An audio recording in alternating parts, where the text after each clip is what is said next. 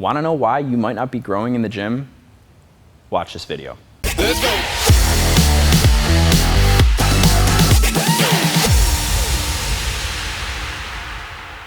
Hey everyone, my name is Mitchell Spadafore. I'm an IFBB Pro men's physique competitor. I'm here at Critical Bench today, and today I'm going to teach you about the post-workout stretches that I personally do. So I have had a personal experience where my body was not responding because I was not stretching. And I really didn't realize the importance of stretching, especially in bodybuilding, until being in the sport for about 3 to 4 years at a time. And basically, my calves weren't growing. I was training my calves 3 times a week, doing 15 to 20 sets. I'm always known for doing high volume, and everything I've ever done has always responded well with high volume. I've always been a really high volume type of bodybuilder, and it does well for me because I train smart, I train with good form, and I always think about injury prevention. Like, I'm always thinking in the back of my head, is this smart? Is this safe? Is this something where I could injure myself and end my career shorter than I would like it to be? So let's jump into that. So with the first one, I'm gonna start with upper body. Basically, you want to hold the movement, and as you're holding the movement, now this is probably the most important part of the video, and I'm gonna repeat it again, but you have to breathe through your stomach. So if you're breathing through your chest, you're breathing through your diaphragm, and I'm gonna demonstrate. So see, like that, I can't take as full of a breath. Now watch through my stomach. See how much bigger of a breath that is. Now, the more oxygen that you can pump to a particular area and you can let flow there, the more cells that can regenerate, which would help you grow. So I'm gonna do this stretch as a demonstration. I personally like to pull my body in the other direction, so it's really stretching all of my upper pec. Also, you do want to stand tall, keep your spine positioned so that you can really feel your chest. Now, when I'm doing these exercises, they're usually isolated, they're usually one-arm exercises, and I prefer to touch them to know that I'm engaging. So I'm gonna do this first one. So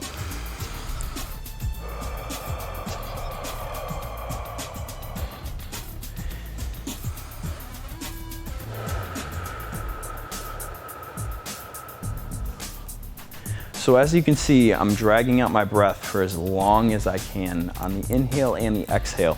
Now, I practice meditation, so meditation has been a phenomenal tool for me in bodybuilding, even while training and even for the post-workout training. So with holding this one,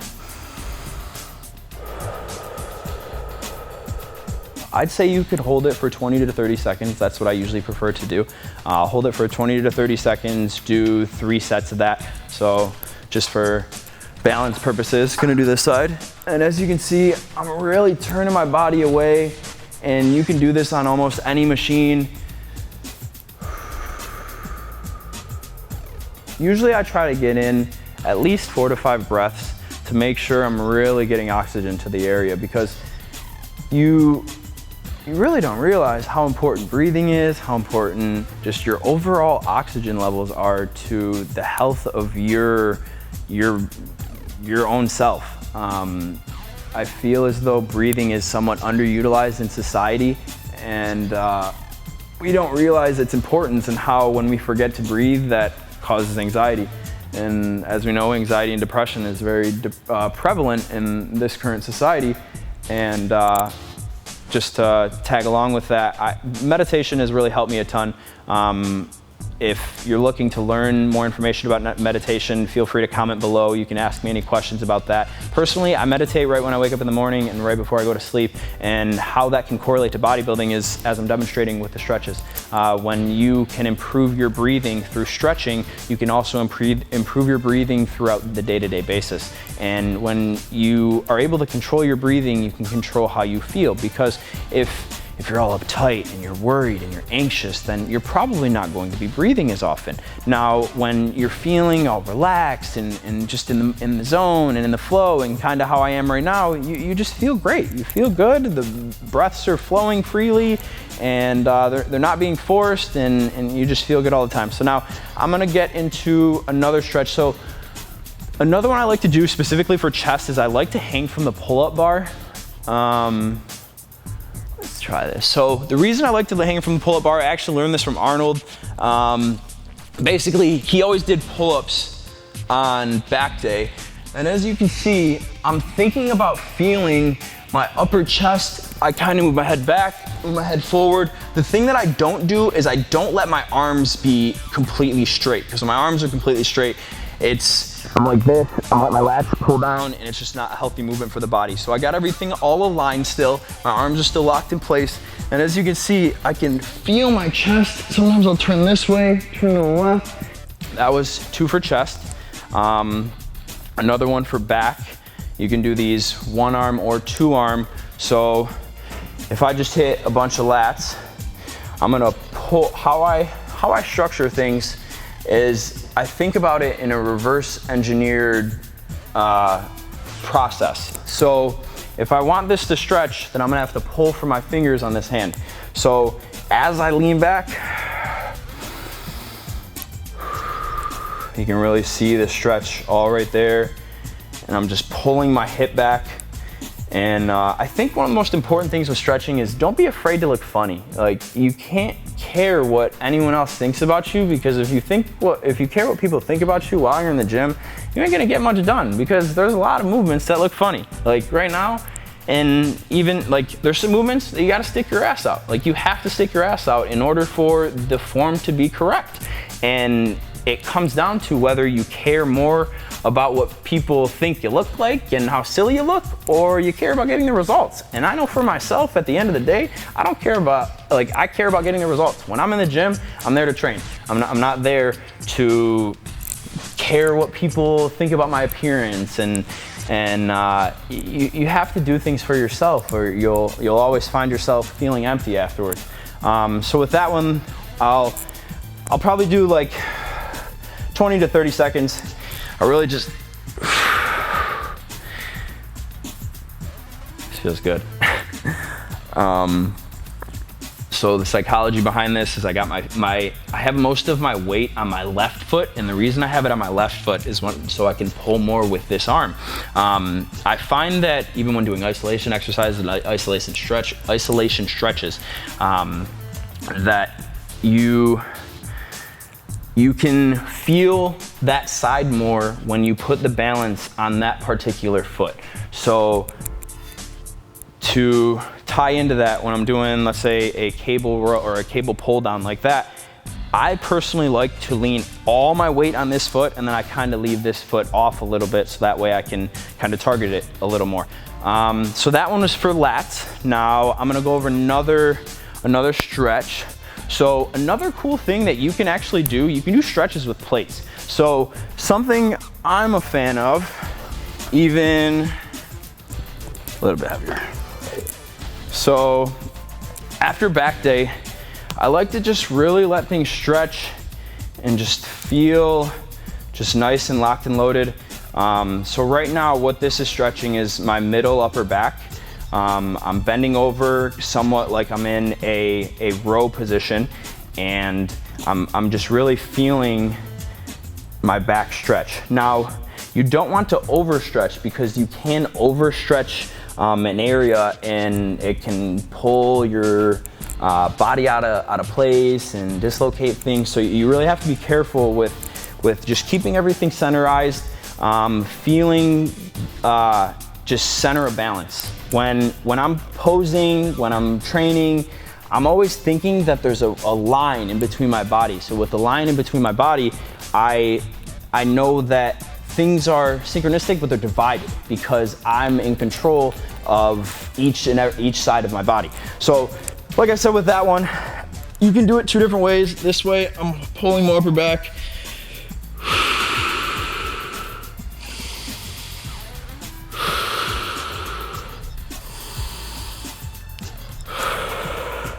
And the other thing, while stretching, while training, you can constantly critique yourself throughout the process. So like, while I was doing that, I felt that I could let my shoulders open a little bit more, let my upper back open, and that way it would open up a lot more of the upper back.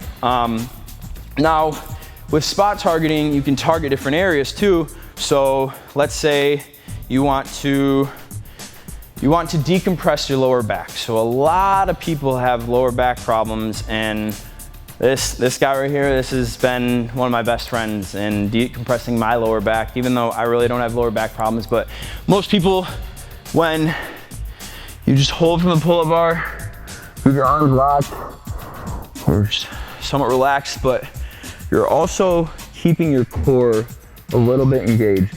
So right now, mentally, you can stretch different areas based upon what you're thinking about stretching. And right now, I'm thinking about arching my lower back, still keeping my core somewhat engaged, but I can really feel my lower back loosening up, and sometimes I'll even do these twists like this, and that'll really open up your back. I want to remind you of a free report that you can get down in the pinned comments. That is a report on why stretching does not make you flexible. It's very synchronistic of what I'm talking about. I am talking about some static stretches and some dynamic stretches. So they go really in depth with that report, and I really think you would enjoy seeing that. So remember to download that, guys. You'll really enjoy it and you will not regret it.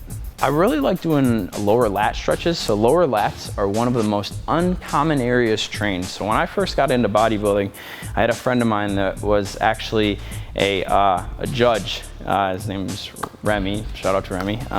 And he was like, Mitch, you see those guys on stage that have those thick lower lats, like all right there, like that area right there. And it just makes everything flow so much more because you can see the lat insertion with the V-taper, and it just gives it so much of a better look. So how I got into doing lower lats was push-ups again, or pull-ups again, excuse me. Now, with doing these, same thing, I'm engaging something differently mentally. So right now, before I start, I kind of thrust my hips forward a little bit, and I'm feeling the pressure in my lower back and my lower lats. So now I'm gonna pull up, and I'm just thinking about only my lower lats. That's the only thing that's on my mind, because that's the only thing I'm targeting right now.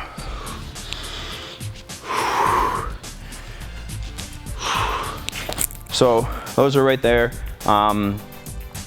Similarly, you can even grab the bottom and do 2 at a time. You can do 1 at a time.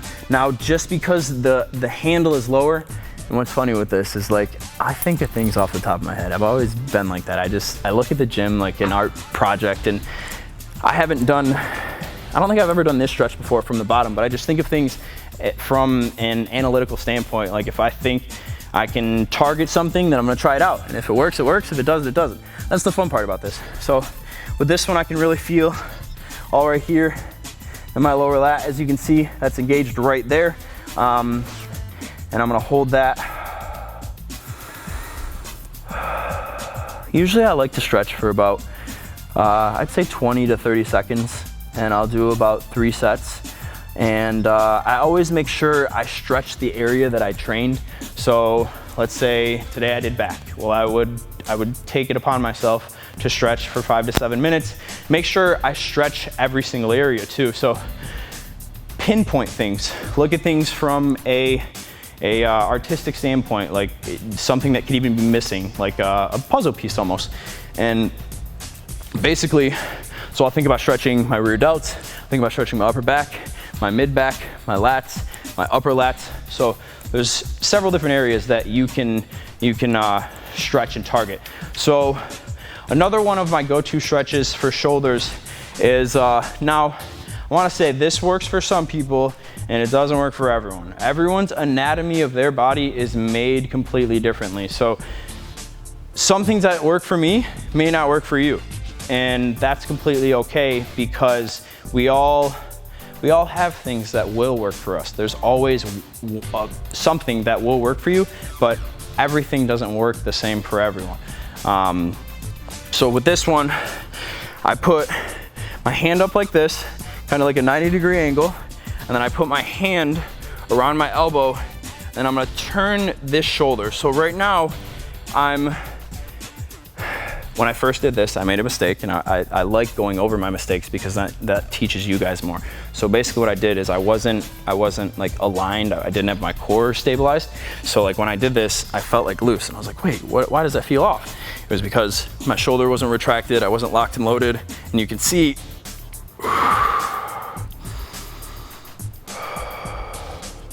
just gonna do a few more breaths. And as you can see, I really breathe deeply, and I practice that. I practice breathing deeply because it helps a lot with the flow of oxygen. And just breathing deeply helps your body a lot. It's also a feeling of relief. So I'm gonna tie in something in regards to personal development, and that's another thing of my passion. And with personal development, you want to feel the feeling of relief. And when you feel a feeling of relief, just like stretching, just like after the gym, you know that you're improving. And the point of personal development, the definition of personal development, is to improve yourself. You're personally developing yourself as a person to your highest capability. And through meditation, through affirmation, through visualization, you can retrain your subconscious mind through practice. Now, your subconscious mind is the mind that you do not think with. So your conscious mind is the mind that you think, and so basically I'm speaking from my subconscious mind right now because I don't have to think about when I'm speaking, to give an example. Now, how I retrained my subconscious was right when you wake up in the morning and right before you go to sleep, your brain is more susceptible to information. So you retain information better. How you start your day and how you end your night can shape the rest of your day and shape the following day. So I started using affirmations such as, I'm a strong, powerful man, and just something like that. You can get up and say that right in the morning, and you just feel relief after saying it. And I'm comparing this to stretching because you feel a relief from stretching, which is a form of personal development because you're bettering yourself. And then similarly with affirmations, you're also feeling a feeling of relief. Alrighty guys, I want to show you some lower body stretches as well. So I'm going to get into quads first, then go into hamstrings, then finish off with calves. So the first one is a beginner stretch. I'd say grab it with one hand. What I'm thinking about when doing this is I have a line down the center of my body. That way I have a center of balance and I can really hold my quad and stretch this area. In addition, I'm also keeping good stability on this foot. I'm thinking about keeping this foot grounded, and as I'm doing this, I'm taking big deep breaths similar to the other stretches. Hold this for 20 to 30 seconds and do this for 2 to 3 sets. Now the intermediate variation is probably 2 hands. Now with the 2 hands one, obviously it's more difficult, and as you can see, I had to shift my focus a little bit and focus more so on the ground so that I could hold my stability. Okay, so now the third one that I like to do to incorporate with helping the center of your balance is somewhat of a yoga pose. I pull this one out, but then I stretch forward as far as I can. And what I'm thinking about is my arm being used as a stabilizer, this hand right here, so that way I can keep my body stable throughout this movement.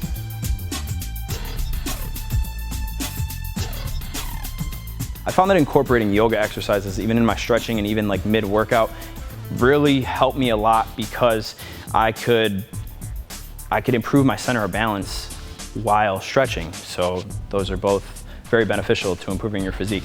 Now the next one I'm gonna get into is, it's kind of like a squat stretch. You squat down like this, and there's kind of 3 different variations that I'll do. So I'll get into the first one. The first one, I'll put the weight on the heel of my foot. As you can see, I kind of tend to lift my toes up a little bit, and I still have the center of balance, and I'm really feeling the stretch in my quads. So I'll do this similar, 20 to 30 seconds. Now, the second variation is when you lean forward a little bit. So when you lean forward a little bit and I shift the pressure and the balance to my toes rather than my heels, I can feel it a lot more in my calves. I feel it a little bit more in my hamstrings, but primarily for this one, I'm feeling it a lot more in my calves. Now, if I want to hit some inner groin, I sit back again, but I also push open with my legs.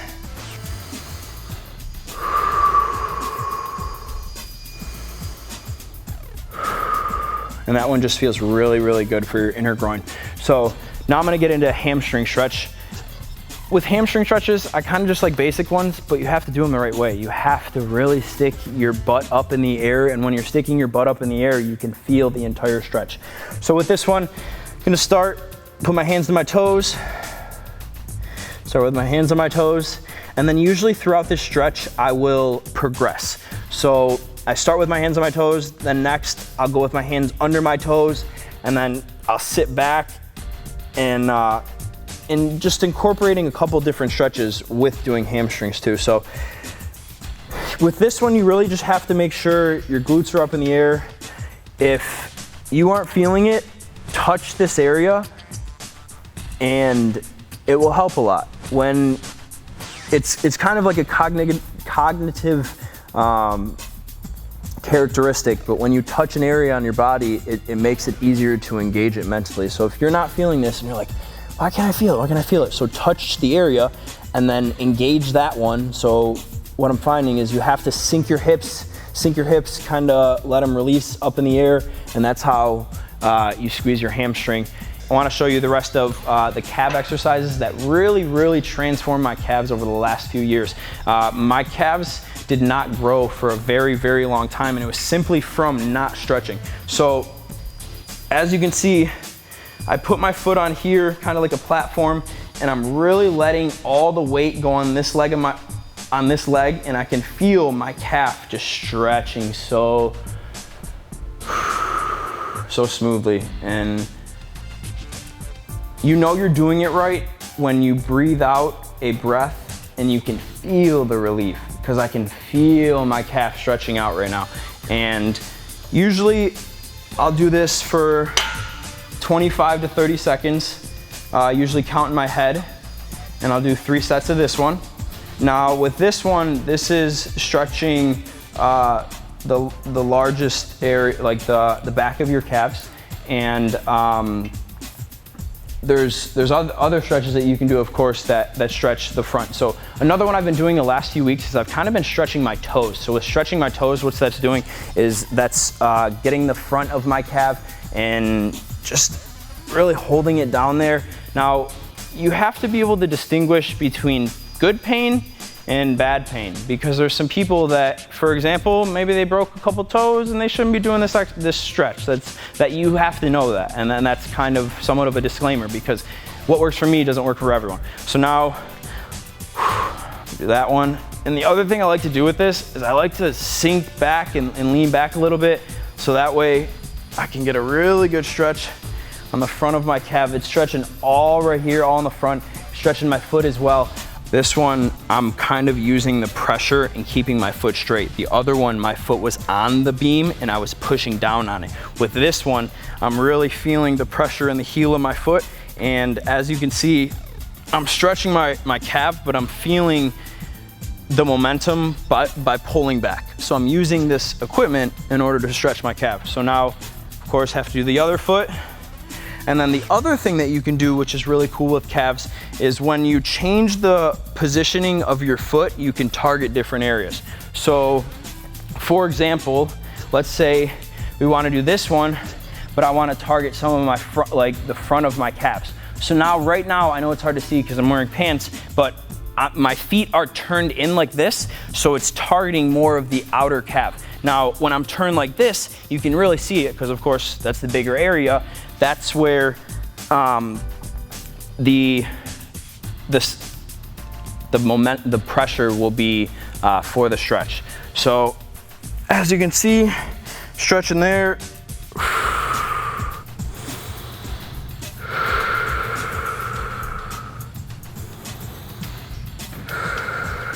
Stretches can be painful, and you can definitely you can feel the difference. It shouldn't be like shooting pain, and this is that's a good one right there, especially for calves.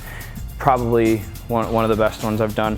And another one that you can do kind of is like an in-between stretch is you bend down like this again, and then you do press ups. So I'm doing press ups, but I'll hold onto the ground, or sometimes I won't hold onto the ground, and I'm just really feeling the stretch all the way down so my foot doesn't touch the ground, at all. Like the back of my foot doesn't touch the ground. And I'm just really stretching there, and I go all the way back up. So it is an exercise, obviously, on the way up, but on the way down is where I'm really, really focusing on the stretch and just putting all my momentum and all my pressure on this front of my foot and my ankle to really strengthen that area. So now the last stretches that I want to get into are arm stretches. So a lot of people don't stretch with weights, and I like to stretch arms with weights because I find that leverage is in my favor when I do that. So I'm gonna demonstrate with this plate. So something that you can do, let's say I just did 30 bicep curls and I wanna stretch out after. So what I'll do is I'll take a plate and I may even grab a little smaller one, but this works. So as you can see, I'm really stretching my bicep, but it doesn't hurt. If this hurts for you, don't do it. Like if this starts hurting your elbow, do not do it, please, please. So for me, this isn't really bothering me. I'm really feeling a good stretch in the front of my arm. Now, to critique myself, I was slouching a little bit, so I just stood up taller and I felt the difference in the stretch. So now with this one, similar, you can really feel all the stretch right there, just stretching the bicep, stretching the forearm, and just really feeling that pull down, because a lot of people, they don't really stretch their arms, and that could be a major factor why they're not growing. So another one I'll do is like an overhead plate, but I won't go up, and I'll just hold it there and just let my arms stretch. And the breathing is the most important, of course. And just really feeling that stretch. Now, another one I like to do, specifically for triceps, is I'll get in like a push-up position. And as you're noticing, a lot of my stretches, they're exercises at their beginning point. Think about that. So for that one, you're starting at the beginning point when you're doing a bicep curl, correct? So you're going up like this. Now, a lot of people do not utilize weight to let it pull you in the opposite direction, and matter of fact, let it hold there. Most people, they're doing exercises, they're starting a repetition, but they don't think about it in a reverse engineer mindset. So even with triceps, like I was demonstrating, I'll hold this for as long as I can.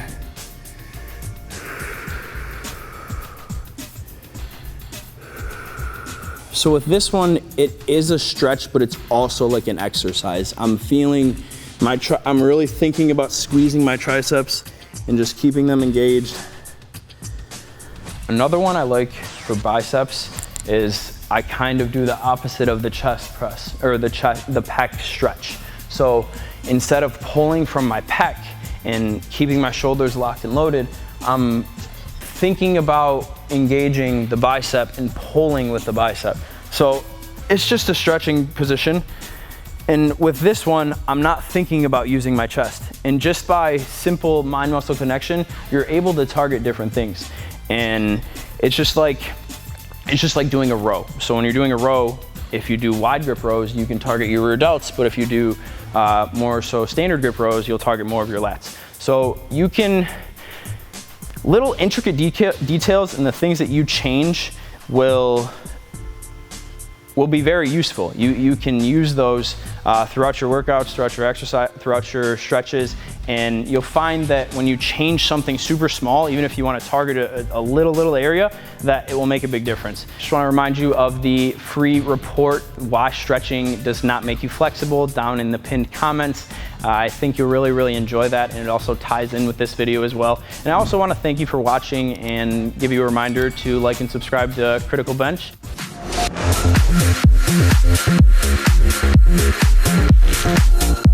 be right back.